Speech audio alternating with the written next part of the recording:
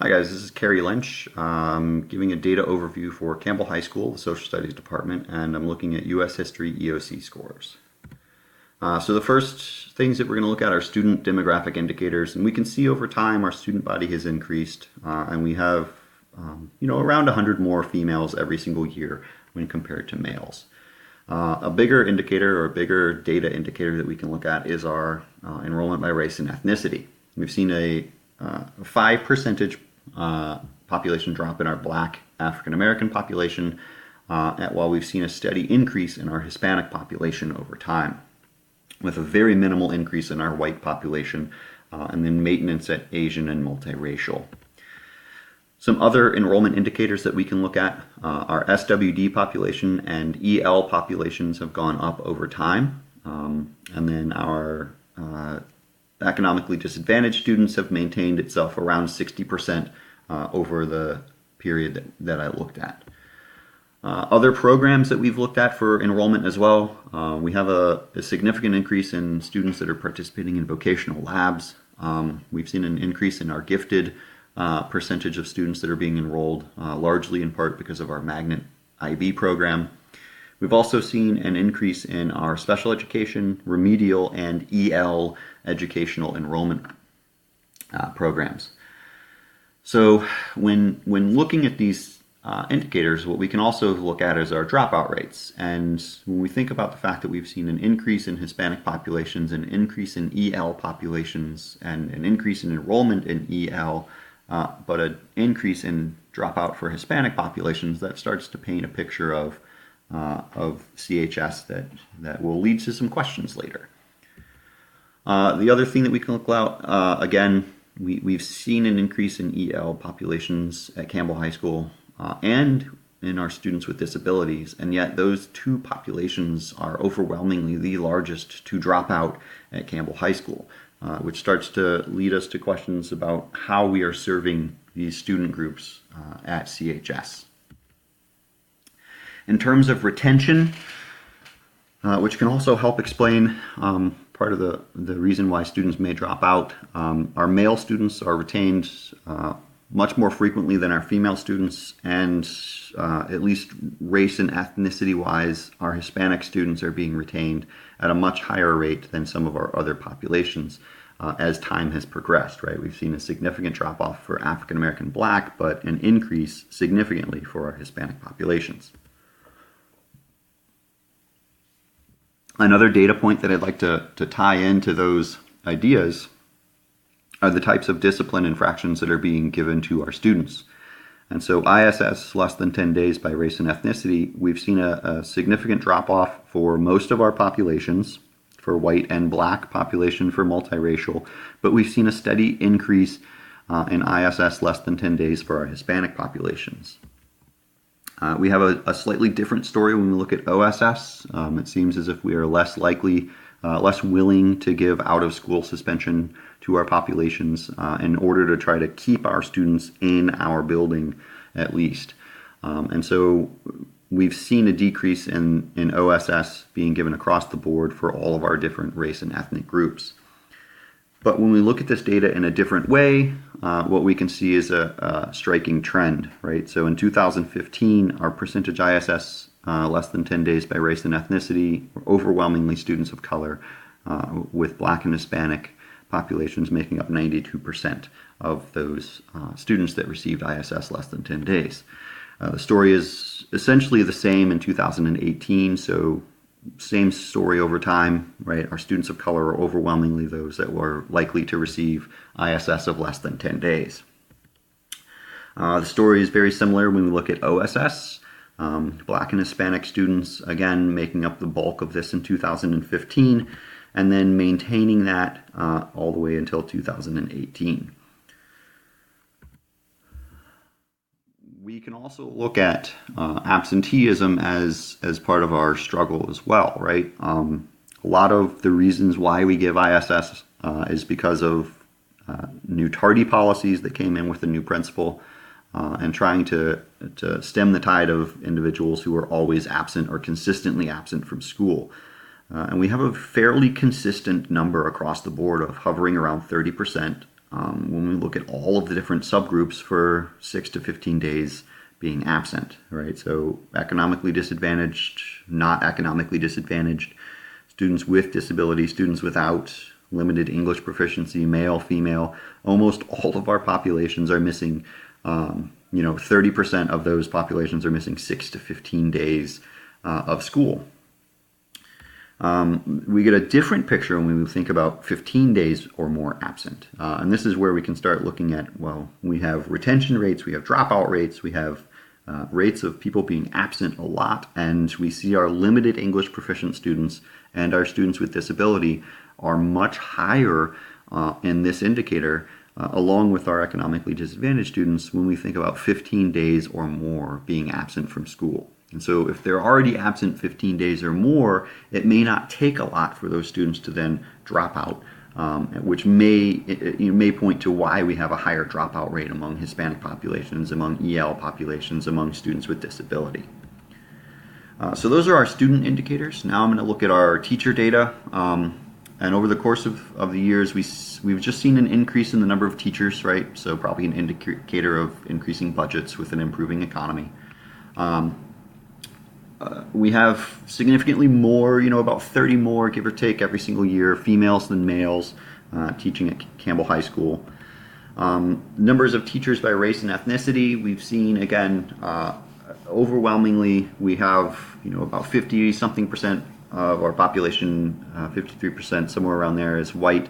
And then we have African American making up the bulk of the rest of our teaching population. What's interesting to note here is we've seen a decrease in the number of Hispanic teachers at CHS, despite an increase in the number of Hispanics that are enrolled, that are students.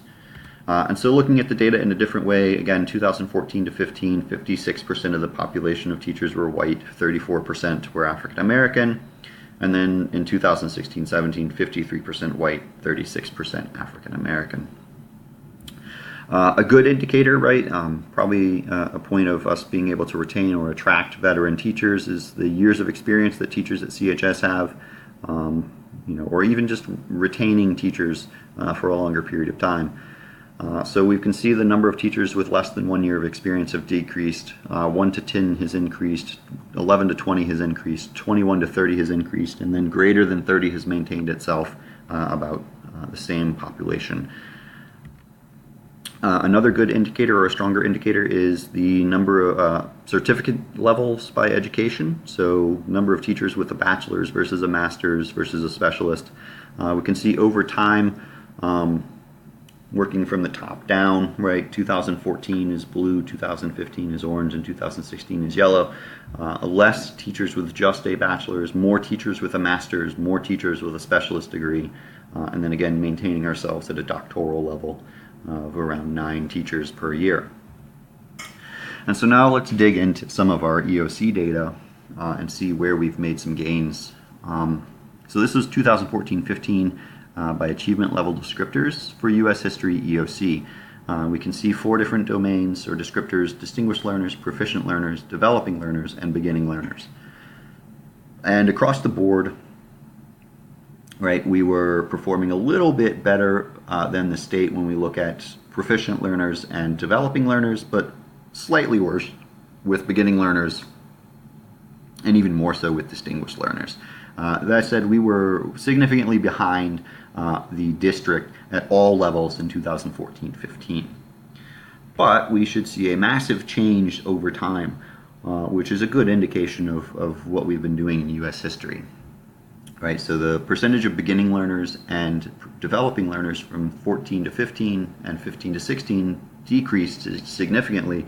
We saw a very big bump in our proficient learners in 2015-16 and a very big bump in our distinguished learners, right? We were still behind the state in terms of distinguished learners, right? And again, we're still behind the district with all of these categories across time, but we do catch up significantly with the state and then start making progress against the state over time. So our beginning learners has made significant progress, and we're performing better than the state in 15-16. We're better than the state in developing learners, You want them to be lower at this point. Proficient learners, we have made significant progress, almost caught up to the district, right? And then again, back to our distinguished learners, we're almost caught up to the state, but well behind the district. And then finally, we see in 2016-17, all of that headway that we've made, we've surpassed the state at all levels of level descriptors, but we are, again, still behind the district in terms of our level descriptors, especially when we look at in comparing beginning learners from the school to the district. We are well behind, and then well behind with distinguished learners as well.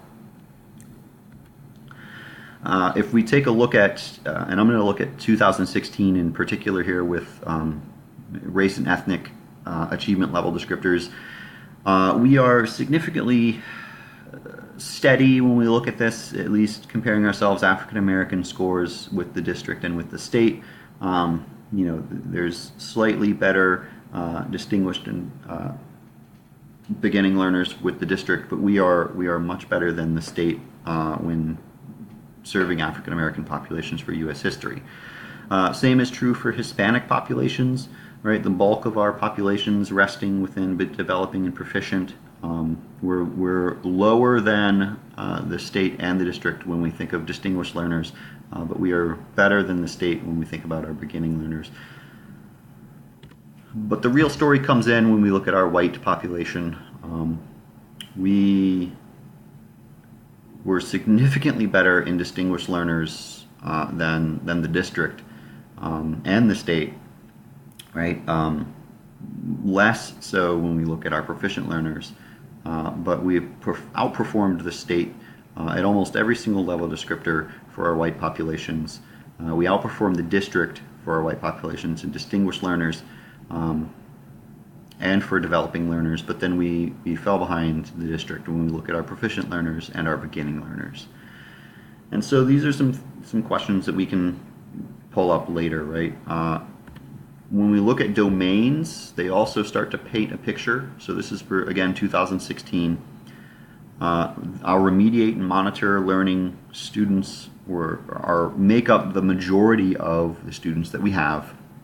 But the trend that I want to point to are these top two domains up here, establishment as a world power and post-World War II to present. Those are the last two domains that are taught in the course, and they have the fewest in terms of percentage of accelerate and the highest in terms of percentage of remediate.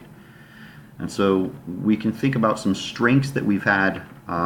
We have an increase in staff holding advanced degrees, number of years of teaching, increase in students enrolled in gifted and vocational programs, a decrease across the board for many groups being absent 15 days or more. We're trending towards a decrease in incidence of ISS and OSS. We have a growth in percentage scoring proficient or above in U.S. history. We have higher proficiency than the state now in U.S. history in our last year of data. Some weaknesses though, students of color are being disciplined at higher percentages than others. We have a major achievement gap between white, black, and Hispanic students in U.S. history. We have a disproportionate teacher race ethnic composition compared to student body, right, leaning towards higher percentage of teachers being white when compared to our student body. We have EL students with high dropout rates and high absenteeism, and then domain weakness in U.S. history from 1900s onward, right, so those last two domains that I pointed out. So some questions to consider are cultural differences between teachers and students leading to higher rates of discipline for students of color. Is student absenteeism causing disruptions to learning and impacting student achievement? And then is sequencing for U.S. history and pacing of the course leaving enough time to cover materials in the last two domains with the same depth as the first three domains? So some next steps that could be taken, we can discuss the questions on the previous slide, right? Maybe consider training options in multicultural education or diversity. Consider restructuring of the U.S. history course or pacing to give depth to the later domains. And then discuss alternatives to referrals to keep students in the classroom so that we don't disrupt their learning. And if you have any questions, you can always ask me as well. Thank you.